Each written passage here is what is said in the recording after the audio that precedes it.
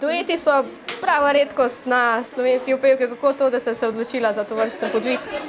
Ja, mene je kontaktiral Slavko, tik pred njem je bilo treba pesem oddati in jaz sem bila v Rusiji, niti SMS-a nisem dobila, tako da sem ga v bistvu po 10 dnevih sem mu še odgovorila in nisem niti slišala pesmi, ampak tako nekaj mi je reklo, da bo to super in da bo dobra pesem in sem rekla tako, ja, brez pomisleka in seveda tako je bilo, mislim, res super, super. Zakaj Manca?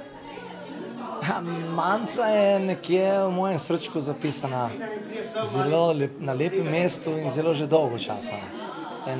Kupujem njene CD-je, spremljam.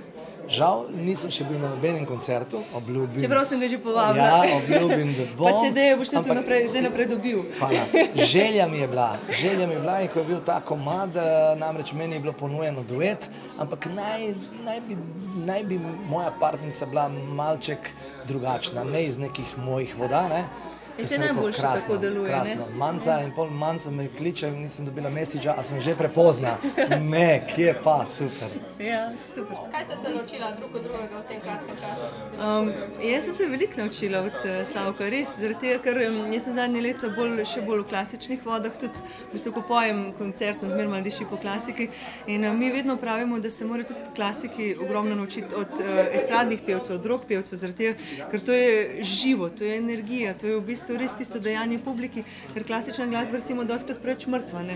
In Slavko kot stari maček, kot človek s tolikimi izkušnjami, seveda, če hočeš njegovi energiji parirati, je tudi kar treba se potruditi.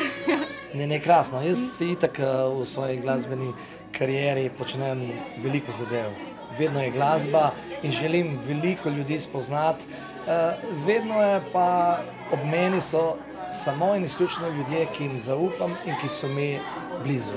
In sem zelo vesel, da sem tudi Manco dobil. Jaz tudi. In to ni zadnjič, res. Ja.